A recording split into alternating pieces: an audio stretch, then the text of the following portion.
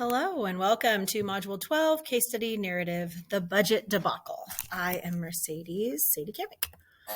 Section 1, summarize the case, establish the facts. Summary of the case. It takes place at Briardale Elementary School in the center of town and in the middle of a diverse community. The population of 600 students from kindergarten through 5th grade. It is one of 6 elementary schools in the district. Most teachers in the district have been there since the beginning of their careers with very little turnover. There are 2 middle schools and 1 high school in the town. The high school is known for the winning football team. And schools also serve as the town's community meeting center. The elementary school does. That is where they have their community concerts, town meetings, spelling bees, etc. Cal Santos is the school site principal. One moment, trying to get rid of this. He is confident and he knows that he can run the school, and he is also confident in running the budget. He always agrees with recommendations from his foundation and always forwards curriculum suggestions to school site curriculum committee. The curriculum focuses on basic skills, and the elementary school objectives are based on student performance based on basic skills. The funding for the curriculum and supplementary curriculum is available. The curriculum funding is placed by the superintendent and must be used to fund the curriculum. The supplementary curriculum funding has led to confusion and competition among different schools. They all try to see who can raise the most money. The supplementary programs funded include art, music, foreign language. The foundations have been formed at each school site, and they are run by a parent representative or the foundation president. The foundations raise money for each school. There are funds given to the site principals, placed in a category budgeted for supplementary curriculum. This year, a new parent to the school community was chosen to lead the particular foundation. His name is Mr. Barely. He is a Harvard graduate, and he is motivated to raise the most money out of all of the schools. He has a former fraternity brother, Mr. Morley, and he is serving as the president of a different school site foundation.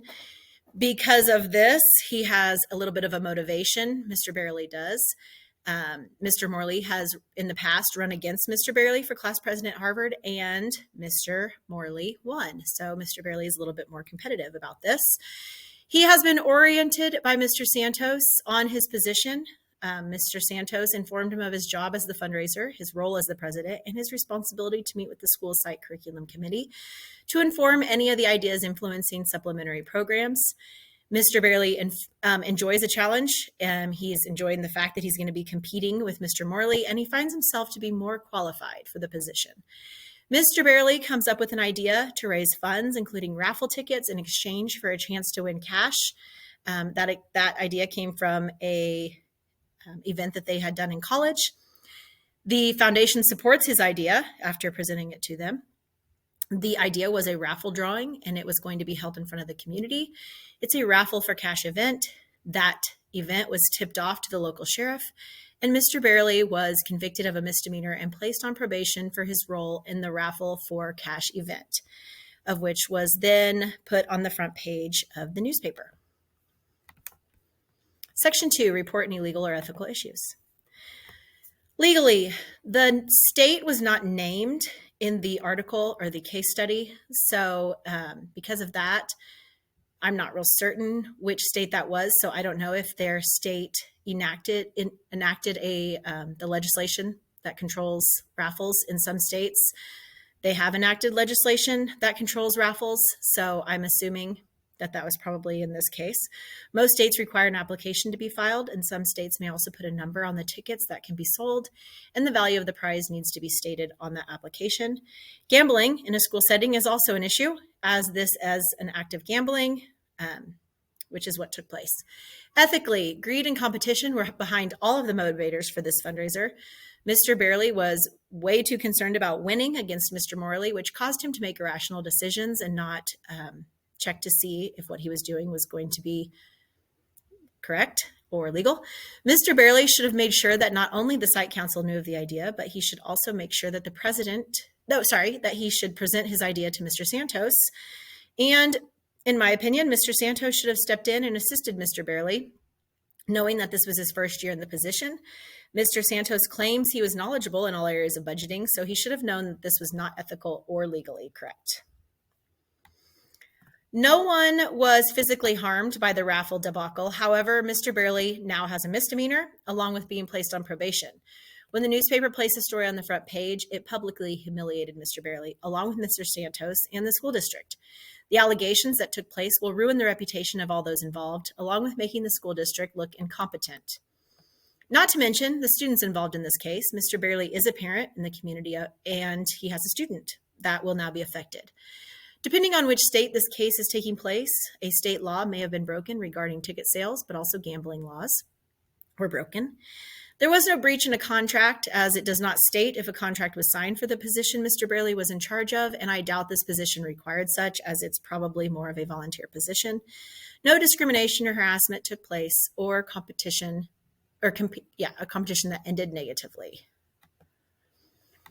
Section 3, synthesize exactly what has happened or is happening in a single sentence. After being newly chosen to be the president of the Briardale Foundation, Mr. Burley was motivated to raise the most money for his foundation in order to offer additional support to new and existing supplementary curriculum programs, of which he conducted a raffle for cash event, failing to fully grasp the laws, resulting in an arrest and charge of a misdemeanor and probation, along with a front page story in the newspaper sharing of the debacle. Section 4, synthesize the facts. Carl Santos is the principal of Briardale Elementary. This, another person that was included is the school site curriculum committee, the Briardale Foundation, Mr. Burley, who is the president of the Briardale Foundation, Mr. Morley, who is the president of a separate foundation in the district, and the community itself, those who participated in the raffle. Evaluation place. This is taking place in the Briardale Elementary School and in that community. And the program, Briardale Elementary School K-5, Briardale Foundation, Basic Skills Curriculum Funding, Supplementary Program Funding, and Raffle for Cash Events. The unknowns, the people. We do not know who bought the tickets or who told the police. We do not know all the community members that partook in this activity. The place, we don't know what state this is in, so it's kind of hard to decide on if there were state laws regarding the ticket sales. However, probably assume that there is a law against it there. And the program, unknown, is what exact laws were broken and what was the consequence for the district. Section 5, review and prioritize the information. The debacle that has taken place at Briardale Elementary could be damaging to the stakeholders and the community. While Mr. Burley was the only one arrested and convicted of a misdemeanor and put on probation, the whole school is now involved, as this was a school fundraiser. Mr. Santos and the school site committee will more than likely be audited and an investigation will take place. The funding that was being received was a large contribution to the supplemental programs, which will now be affected, as the money will no longer be available to this foundation. Lastly, those who donated the money to the raffle were also affected, as they contributed to a gambling type event. Depending on the law, this may be punishable as well. As of now, the site committee needs to be addressed and questioned in regards to their understanding of the laws, as they supported the decision that was made. It is important that they understand why the situation was wrong, which can help prevent this to happen in the future. The parents and supporters of the fundraiser need to be contacted, as refunds will need to be given unless further investigation is needed from the local authorities. In this case, the authorities need to be conducted to help assist in the case. While I am still uncertain of exactly which law was broken, it will be hard to make an informed decision, and additional information will be obtained. Prioritizing. Did all site committee members know about the law? Was Mr. Burley knowledgeable regarding fundraising laws? Did Mr. Santos know that this was also against the law? Does a school have a policy regarding fundraising? If the school has a policy, does it cover all aspects of fundraising? And is the site committee trained in fundraising laws? Identifying options and possible consequences. Should I do nothing? The questions that arise from that is, will future law-breaking actions take place? Will the school site committee be removed? Will fundraising be conducted differently? And will the current policy remain? What other actions could be taken? The committees could be deleted. Financial decisions could be made by principal and superintendent only. And the intermediate strategies or options that can be taken. A more descriptive and detailed policy should be written, stating all laws and regulations. Training should be provided for all stakeholders involved, and the president position needs to be run by school staff or a parent who is knowledgeable about the laws and regulations, and more control needs to be had over the committees, of which should come from the principal or the superintendent. Evaluate your options and assess the pros and cons. Pros: training all staff will ensure that everyone knows the expectations, laws, and regulations in regards to fundraising. Allowing superintendents or principals to make financial decisions will create a less stressful position for someone to volunteer for. Creating a policy that is clear and descriptive will help eliminate future situations. The cons: if nothing is done, there are no chances that this will take place again. The school's reputation, along with all the stakeholders involved, is now tainted. If this type of action is repeated, this will only make things worse for the school and stakeholders. Writing a new action plan will take time. Training everyone will take time and possibly money. And finding someone to be president may be a task, as this isn't a paying position, I assume. And after this situation, it may be hard to find someone to step up and take control. Develop your plan, make a decision on the best option. My plan is made after reflecting on what is the best decision under the circumstances. After reviewing the facts and providing information, along with demonstrating the greatest care and attention to the concerns of all students involved, I believe that the foundation should be altered and a new policy should be written. Due to the foundation being such a large part of the funding, I believe that taking it away completely would have a negative effect. However, I believe that the foundation needs to be led by a teacher in the district of which knows, understands, and follows the laws of the state regarding fundraising. If the foundation can't be run by a teacher or staff member due to lack of volunteers, a parent will have the option. In the case of a parent or staff member, the principal and/or superintendent will be in charge of financial decisions and be required to approve all decisions made during the site meetings. All ideas for fundraising must be approved before conducting the event.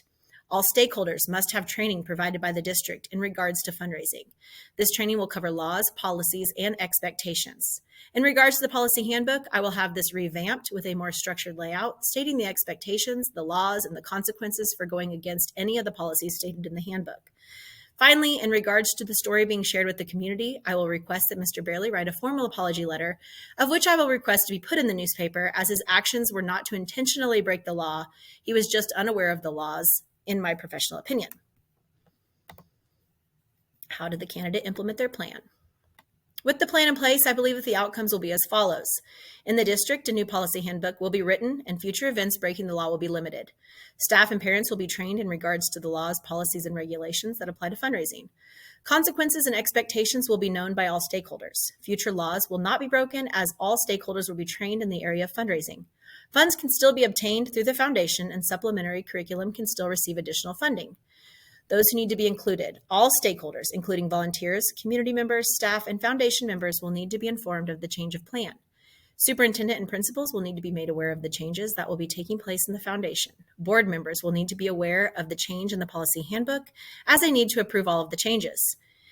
How to deal with the change? The change will require the board and the superintendent to approve the changes. This change will also require consent from the foundation, as they have a change take place in leadership positions. All involved will be told of the changes, warning them of the consequences if laws and policies are broken. If the plan of action does not work, if the new policy isn't accepted by the board, or if the superintendent doesn't support the new plan, then the foundation will have to be concluded, resulting in no more fundraising completed by the foundation, which may result in less funding for the supplementary programs. My correlation. This case study correlates with PLO Standard 6, Operations and Management, because I was able to combine all of the knowledge from the past assignments in order to create a plan that is best for the current and future success and well-being of each student and adult in the district or building. With the knowledge, I was able to complete and create an action plan that will improve the fundraising process that will take place in the school. This plan will help with the supplementary program that will require funding from the foundation. The plan will update the policies, which will improve the way fundraising is conducted throughout the district, sharing the expectations, laws, and regulations with all stakeholders. I was able to evaluate the material, develop a plan, and then implement the plan.